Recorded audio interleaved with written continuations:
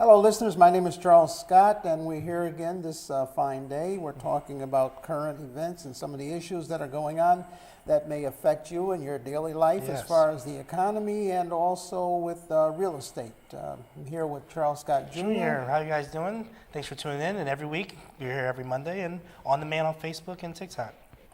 We've been in business. I'll give you a little bit about our bio if you haven't tuned in previously. Some new people are starting to tune in. They're telling their friends. I've been in the business now going on 38 years, and we have offices throughout the state of Connecticut Yes. for real estate, and we're looking to encourage people out there to tune in so they can get some education.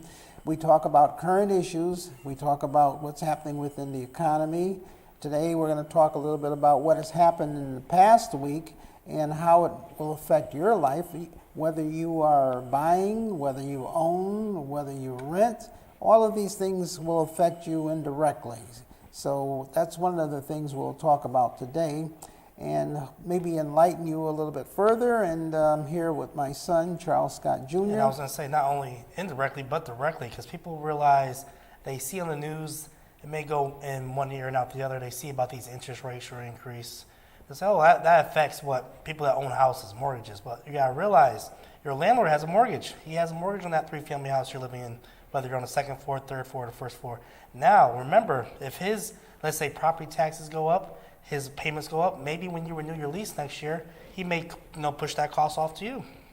One of the things that interests me this week, I was reading an article, and it was talking about how the dollar stores are having troubles surviving. Yes. And, I always was under the impression that when times get hard, dollar stores make a lot of money because you can't go no lower than the dollar store. People right. and the dollar stores have started selling some of everything. So I'd like to break it down as to how it would relate to you out there and the public, because who doesn't know about a dollar store now? I remember years ago when they first came on existence, people said, oh, dollar's cheap merchandise. They don't have that much, but a lot of knickknacks. But dollar stores sell anything now, from groceries to milk to bread. Oh, yeah, definitely. Dollar stores are opening on every other corner. I mean, especially what we call food deserts, parts of the city where there's not a large grocery store or big chain. These dollar stores actually supplement that need. Last year, when the inflation kicked in, the dollar stores went from $1 to $1.25. Yes. They started charging more money for their items. Very few of the items sell for $1 anymore. And Yeah, I said to myself, basically, well, they're going to make money. But I was reading this week, and I'm going to relay that out to you. Even at going up 25% on their prices, they're still having trouble because one of the things you don't realize is that their rent, where they rent those big stores, that has gone up. Yeah.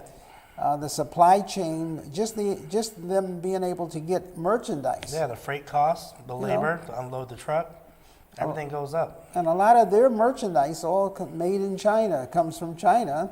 And you know what happened there. We couldn't get, too many supplies from China. Exactly. The supply chain was backed up. Right. And China doesn't have just cheap goods.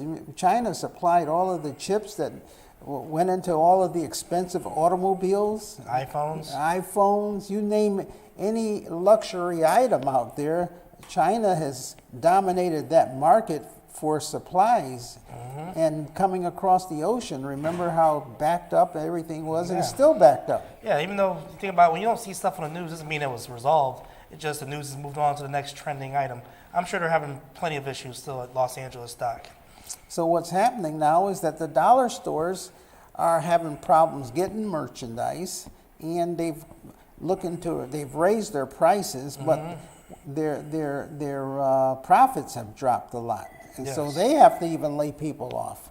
So that's one of the things that you have to look at, and one of the things that we try to put out there so you can understand it and put it in basic terms, which is one of the things that I wanted to talk about today. And every week we talk about what has happened in the past week. Yeah. In the past week, the jobs report came out. Exactly. Now let me explain that. People realize when you see on the news, they say the job numbers are strong, big numbers that just came out recently. And for someone that may be a novice or not really pay attention, they say, oh, that's good. More jobs, people employed, people working. But you have to realize in this economy we're in right now, the inflation, in order for the Federal Reserve to get a cap on inflation, I'll say a control of the inflation, they have to get these job numbers down. Because when there's less jobs, people have less money to spend, which means the inflation can actually cool off. So at this point, it's like we have the stove on and we're turning it even higher. So think of the opposite when you hear that news about job report. He's 100% right. You would think that when people get a lot of jobs, everybody would be happy, that the investors would all be happy. But, it's how I explain it is that, let's say you're making $100,000 in profit, and you're a business owner, and you have 5 employees. So 5 employees, you're making $100,000 in profit, and now, all of a sudden, the wages go up, everything goes up, and instead of 5 employees, you have to lay off one of those employees. So now you lay off one of the employees, and in order to keep your profits going, that means the 4 remaining employees have to work harder. Exactly. So now, instead of the 5 employees sharing the work, you share it with 4 employees. So now, you're still making the same profit, you're just making everybody work harder. Exactly. Now, so to an employer, he doesn't have to hire as many employees, and he's still making the same amount of money. So the investors, they like that. They like it. They like investors, believe it or not, stock market. They like it when people get laid off. Oh, they love that. Because they feel as though we're going to make the same profits, but with less money going out. Exactly. So we will make even more money.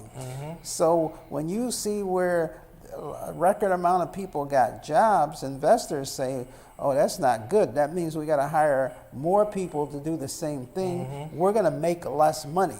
So when you see where a lot of people get laid off, actually investors go to companies where companies are laying people off in many cases because that means the profits are going to be stronger. Oh, yeah, exactly. I mean, for example, there was a company recently in the news, they fired 9,000 employees. Next day, the stock went up because they were saying, oh, wow, those 9,000 employees, although they lost their jobs, the profit still looks good. And there's 2 in particular. Number 1 was Amazon. Oh, okay. Amazon, even though they're such a large employer, they were shutting down some of their, not shutting down, but reducing some of their workforce. And the other one, believe it or not, was Elon Musk, Tesla. They were reducing some of their employees. Exactly. So we just want you to understand that when you see where record amount of jobs are created, that sounds good, and that's a good sound bite for the politicians, because the president and the politicians, they're saying, oh, the economy's just rolling along. But in a sense, if that was the case, then why is the Federal Reserve so concerned in raising interest rates? Exactly. It seems as though the Federal Reserve would say, oh, that's a great thing. We're going to lower the interest rates. Things are just fantastic. So when you see where a lot of people are getting jobs, and it states that Jerome Powell or the Federal Reserve, they're like frowning and they're saying, no, this doesn't look good. We're going to have to go up on the interest rates, because if we go up on the interest rates, then that's going to mean that the goods are going to cost more, and then the employers will start laying people off. Exactly. Now, I was not to interrupt you, but also with this interest rate going up, you got to realize, I mean, it's not such a bad thing when it comes to the first-time home buyer. Because remember, if you wait, I hear this every day, I'm going to wait till next year when interest rates are lower, 2 years. Some people say they may not lower for another 10 years. But when they do go lower, who else do you think is going to be looking for a house? Everybody else who's been waiting for those interest rates to go lower.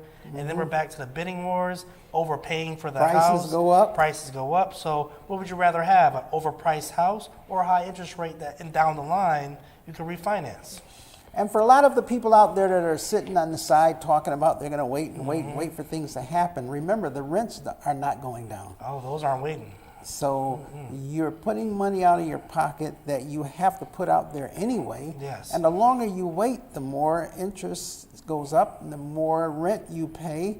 So it's better to be able to be an informed buyer, listen to what we're trying to tell you, Yes. go out there, get into it, and get some good value, get a good real estate agent that can get you a property that's a good value, going to make you some good interest on your money, an investment, Exactly. and put you in a home that's going to grow. Remember, as everything else grows, if you're sitting into a rental, your income is going down because you're paying out more money, so you're going downhill. If you get out there and the price of the houses are going up and you get a house, well, now you've gotten into the game because not only is the price of the house going up, but your price of your house is going up. Exactly. Your house is now you're on the wagon. You're on the train. Yeah, people don't realize sometimes when, for example, in this, I'm gonna say it might be a once in a lifetime thing. These homeowners who bought right before COVID, the amount of equity they received from 2020 to 22,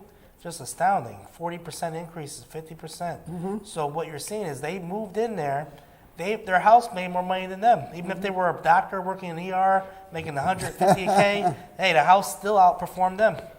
We have several cases where we sold homes before COVID. One in particular we just closed last week, where the gentleman 3 years ago, going back, they purchased the home, and now they make $100,000.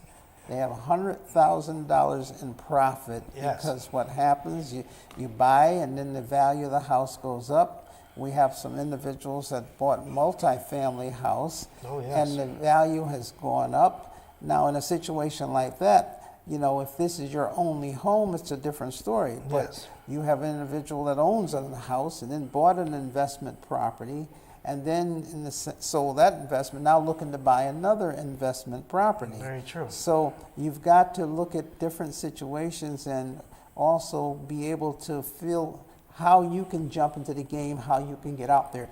What I do see happening is where people are starting to join together. Yeah, we're seeing that a lot. Families are starting to come together. That's a good thing. Very good. Maybe you can explain to them what's creating that, what's causing that. Well, you see out there right now with the interest rate going up and people's income, when the interest rate goes up, when you go to let's say a mortgage broker or your local bank, they're going to pre-qualify you and then pre-approve you for a certain amount of money. But remember, let's say you're pre-approved for $300,000, interest rate goes up just a little bit, you may be approved for $275,000. So when those go up, people may say, wow, I need more buying power. Let me call my sister, my aunt, uncle. Maybe they can join in with me. Maybe they're tired of paying rent too. And let's say, for example, let's say we had, like last year, we had a mother and a daughter. No, it was a son and a mother. They got together. They bought a 2-family house. He lives on the second floor. She lives on the first floor. The family's there. Hey, the rent's not going to go up. That mortgage is fixed 30 years. And now they can build wealth and equity. Even in that one, it was even a better situation because remember the house had a first floor, second floor, and had an attic. Finished attic. So the finished attic. So they converted the finished attic as actually 2 brothers and a mother. Yep, exactly. So the mother is able to live in the house, and then one brother on the first floor, one brother in the attic, because in the attic apartment, it's not considered a separate apartment. It's an in-law setup, and basically a second and third floor. So it's a perfect situation where they're all separated, paying different rents, and now all of a sudden they've got their own property that they can live in. I remember, not to interrupt you, but when you own that property, remember, you are the landlord, as our New Yorkers say, you're the super.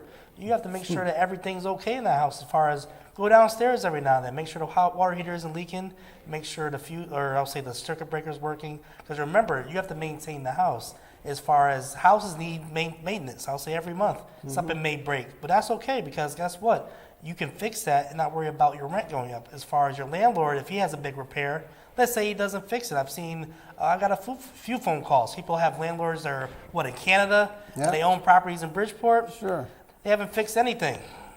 One of the things that's driving the market now, or I should say not driving the market, one of the issues that we have is inventory. Yes, inventory.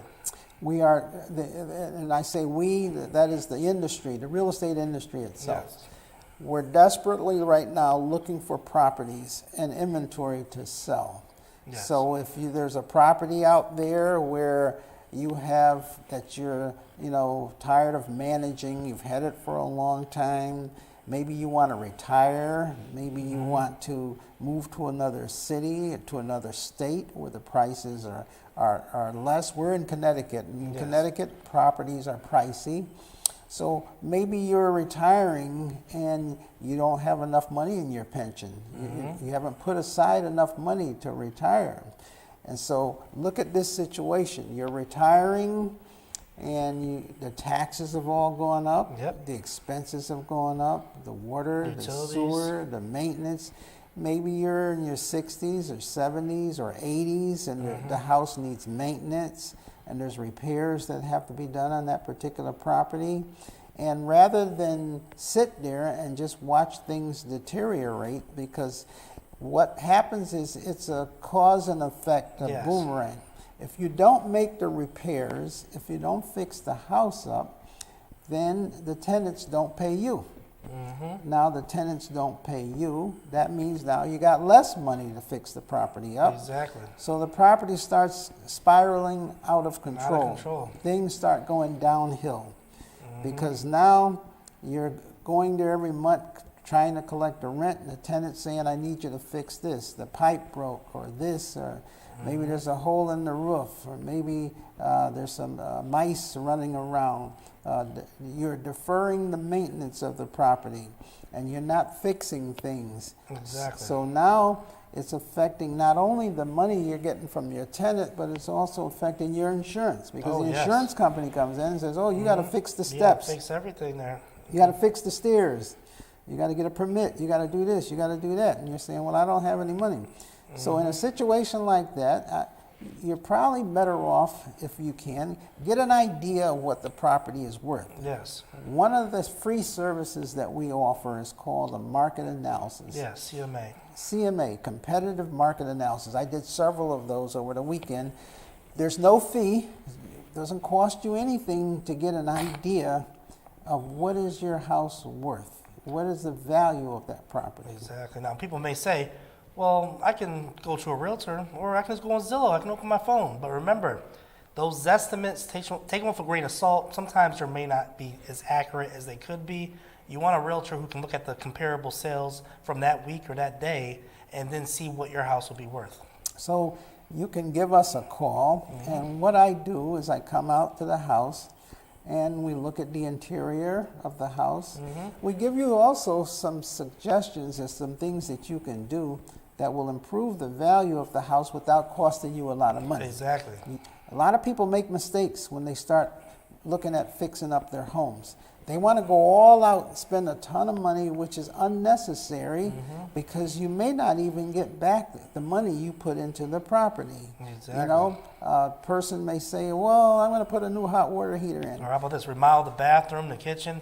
Not needed. Not needed. Not need. Normal repairs, yes. Yes. Suggestions, yes. We can give you suggestions of some things you can do. Don't rip out the entire bathtub to replace the bathtub. Reglaze the There bathtub. you go, reglaze it. There's a kit that they have. You mix the two components, and you get a very thin applicator, and you put it across the bathtub. You let it wait 2 days, and it's just as shiny and as brand new. Very true. And you didn't take and pull out anything. You didn't replace any plumbing. Nope. And you can get it at Home Depot, Lowe's, company like that. And you can even change the color. You can have a nice light blue bathtub, a beige, white. So you can change things.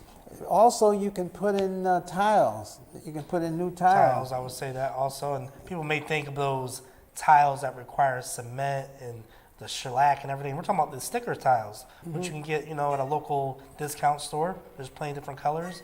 You peel off the back, you stick it right down. They look great. They look great. Same thing for the flooring. You can either put how big is a bathroom? Yeah, exactly. 3 feet by 5 feet.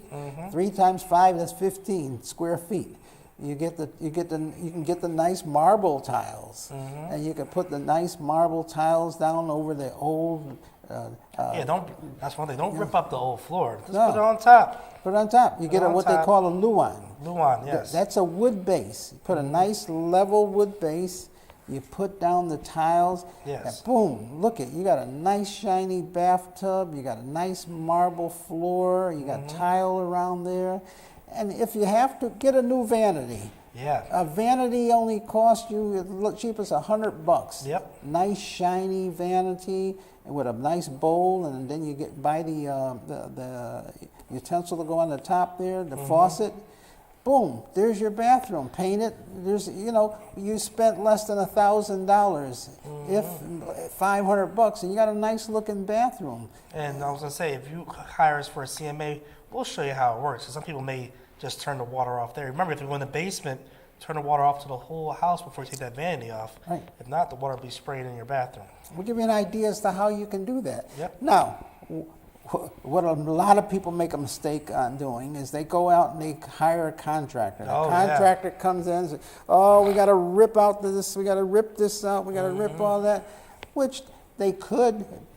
Hey, they're not going to come up there for you just to spend $500. Oh, no. They'll charge you that just to go look at the job. I'm gonna ask you, well, what financing do you use? So it's gonna be a big job. We'll charge you $10,000, which you could spend $10,000, but I'm just saying that you're not going to be able to increase the house by $10,000. Spend what you have. Exactly. Look at it this way. You may go and spend a lot of money changing the color, putting all of these things in. What if the next person comes along and doesn't like what you did and says, "Well, I don't like this color. I don't like that." All that money you spent in your head, because I see so many people make mistakes where they fix something up to what they like, but that doesn't mean the buyer likes it. Exactly. So in essence, you might, there's nothing worse than someone fixing something up and is stubborn in their mind that they want to get what they want to get because it looks nice to them. And people come and look at the house and they get outside, and the seller's there. Nothing worse than having the seller and the seller's, "Look at this, look at that, look at this. Oh, I did this myself. Oh, this is nice. Isn't this nice?" And the buyers get outside and they say, "Ooh, I didn't like none of that stuff they did." How about this? Or how about when you fix up the bathroom, you fix up the kitchen, you spend thousands of dollars, but when I look out the outside of your house, your mailbox is crooked, your grass is overgrown. Work on the outside. You want them to come in the Curb house. appeal. You gotta have some curb appeal. These are the ideas that we give you. Yes. So like I said, even if you're not planning on selling right now, get an idea of what your house is worth. We will come out, we will look at the house, we will do a market analysis. It's about 15 pages. We'll show you what you want to be a little nosy? We'll tell you what the neighbors' houses are worth and what the neighbors are selling their homes for. And what they did to their homes. We can even show you the inside pictures of the neighbors' houses, because if they listed it. And we will give you an idea, and this is something that you can gauge, because now you figure out how much of a mortgage do you owe. Figure out how much of a mortgage do I owe, how much rent am I getting, how much rent will I get in the next 10 years if I keep this property? Exactly. And what will my expenses be if I keep this property? One thing I always run into people that want to become landlords, they want to buy 2 families, 3 families. When you do that math, I'll say I can tell if you're a novice investor or an expert. When you take that rent and times it by 12, unless you're a perfect landlord, you're not going to have full vacancy as far as full rentals. I would say you have some vacancy months where you have to factor that in. Some months it's going to be empty. It's not going to produce any income. So I've never seen anybody factor that in. It's something you have to really take into consideration. You're right. The inexperienced person, for example, if the rent is $1,000 a month, they figure, okay, I'm getting $12,000 a year. Now we look Forever. Forever. It does not work like that. What happens if say your tenant loses their job? What if they break something in the house, want you to fix it? You don't fix it, now they're not paying you. So a lot of things could happen. What if you get a tenant that doesn't pay any rent at all? Oh, yes. Now you got to factor in $2,000 for eviction, $4,000 and not getting any rent, the other money coming out of your pocket. So in other words, you have to be conservative. Even when a bank gives you money for a mortgage, yes, they want to know how much income do you have coming out of that house. If you tell them I'm getting $1,000 a month, $12,000 a year, they won't use it because they know themselves that's not feasible. Exactly. They will say we'll give you 70% of that. 70%. Because they will figure that you're just not going to get it nonstop constantly. Exactly. And look at it this way. If you have an apartment or someone has an apartment and they've been getting it consistently over 10 years And if that's you out there, you're losing money. Oh, yeah. Why do I say that? Because anyone that stays in your apartment for a 10-year period is usually staying there because you're giving them a low rent. Low rent. And if you're giving them a low rent, that means you're not making any money, Nope. and you're just too intimidated to go up on the rent or ask them to leave. Or remember, it's a business. Everything is a business. Yeah. Because when you pay the rent, when you pay your mortgage and your taxes and your insurance and your water and your sewer and all those things keep going up and up and up, you have to figure it out in your accounting. I have to keep up with those things, because if Exactly. you don't keep up with those things, then you're subsidizing the other expenses. It's going to be a point where you're just breaking even or actually taking a loss. I've seen some people, they've called me, they've lived in the same apartment since 1998.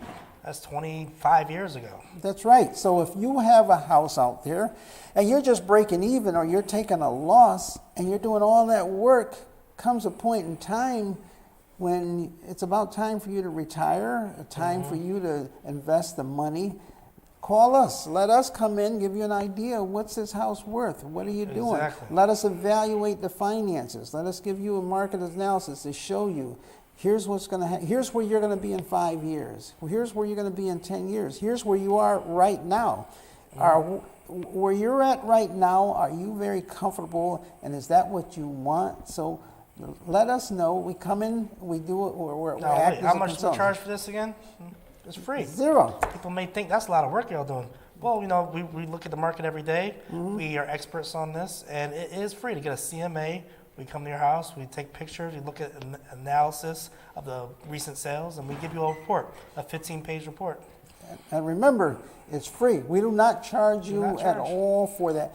What's our motive? Well, maybe in the future, if you decide to sell, you will use us. Or maybe because we've made your life a little easier, put more money in your pocket, you will recommend us to a friend or to another person and say, look, or maybe your daughter or your son is looking to buy a property, saying you need to talk to these people before you make that move. Remember, buying a house is usually the biggest investment you will make within your entire life. Exactly. Do not jump into it or not go into it without going into it cautiously. Now, if you have a buyer's agent, how much do you have to pay us?